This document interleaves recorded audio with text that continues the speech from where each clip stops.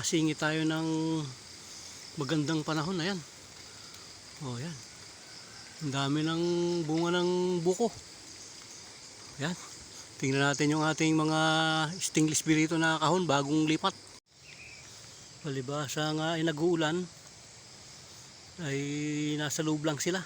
Nagtatago sila. Yan, ang ganda. Dadagdagan ko ng yero to. Dadagdagan ko ng yero para hindi sila babasa. Oh, yan. Ang ganda na. Hindi na sila mababasa dyan. Tingnan naman natin yung isa pa. Sukal. Madamo. Yan ang gusto nila eh. Wala pang bulaklak yung mga saging. Yung isa. Maganda to. Sifting-sifty sila oh. Yan. Tingnan natin kung ano ang status ng kanilang colony. Ayun. Mga nasa loob din sila. Ayaw lumabas. Ayan sila.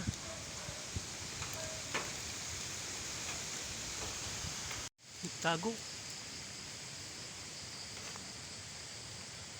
Nagtago sila nung naliwanagan. May na nga naglalabasan. Galing naman ito. Sinarado nila yun, oh. Sinarado nila tong butas na to, tinakpan. Tsaka yun lugar na yun, oh. Tahin natin kung ano yung tayo ng loob niya.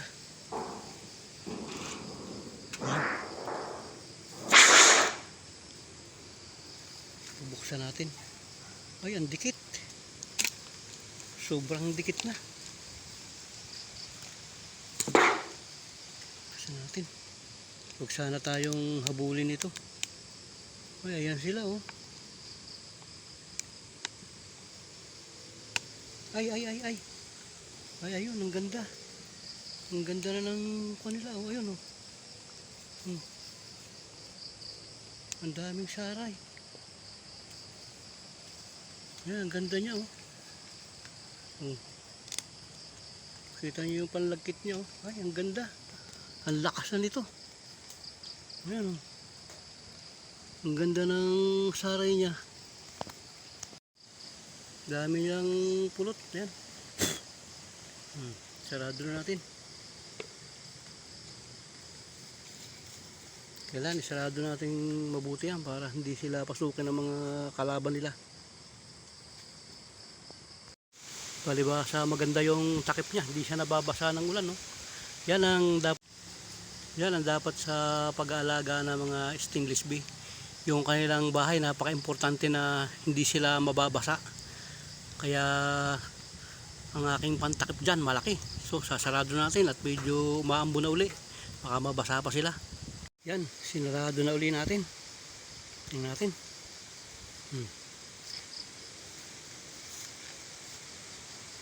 Yan sila. Itong lugar na to, nung yan ay bago, may bahay sila dito sa puno ng kahoy na to, may butas. Ngayon nilagari ko yan. Yan, nilagari ko. Yan. Pagkatapos yung saray niya nandito sa lugar na yan.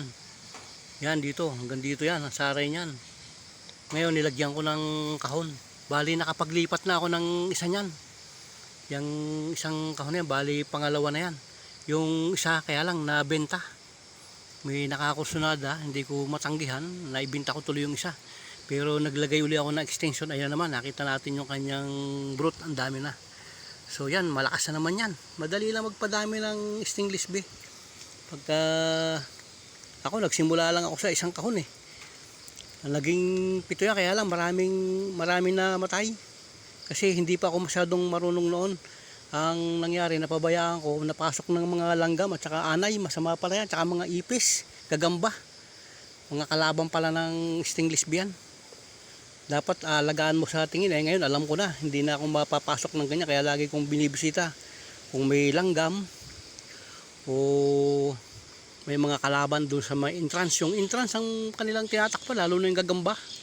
Doon sila nagbabahay sa entrance. Kaya dapat malinis yung harapan eh. Kaya katulad niya no. malinis yung harapan niya. Kasi pag yan maraming puno dyan sa harapan na yan, maglalagay ng mga sapot yung mga gagamba dyan, pamamahaya ng mga kalaban nila. Kaya dapat malinis yung harapan, tsaka lagi yung bibisitahin. Ilagyan ko ng extension na bubong para siguradong hindi siya mabasa dito sa bandang likuran. Dito sa una hindi na siya mababasa dyan kasi mahaba, hindi mababasa yung likod lang. Kaya nilagyan ko siya ng extension. At meron kaya mga yero na luma, pagka mayroong lata, yero na malapad, huwag nyo itatapon yan kung kayo mag-aalaga, kasi magagamit yan sa panahon ng tagulan. Ito yung colony ko na nasira.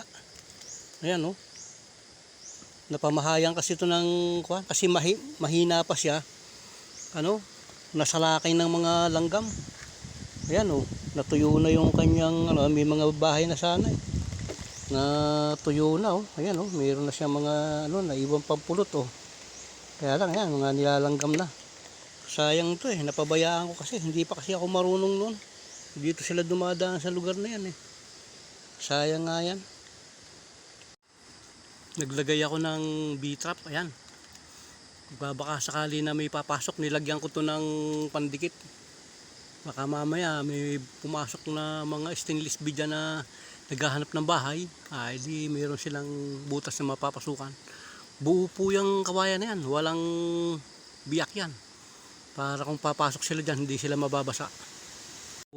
Ganitong tagulan dapat lagi nating nabibisitan, lalo na kung halimbawang medyo malakas yung hangin, dahil yan baka mamaya mabagsakan sila ng mga tuyo na yan ng sanga ng niyog, mabagsakan yan, hindi natin namalayan.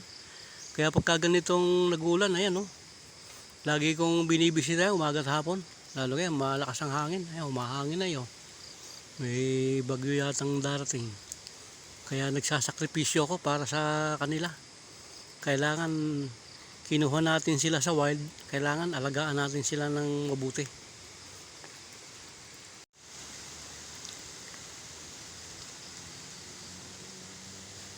Magkalapit lang sila, ayun yung isa, ayun yun, magkalapit lang sila. Ito naman yung isa, yan. Doon sa dalawa kong colony na yon, bali 3. Kung pulot lang, sasawaan ka na doon. Kung pang sarili mo lang na pagkain, sasawaan ka na doon. Ang lakas magpulot nito mga stainless bead.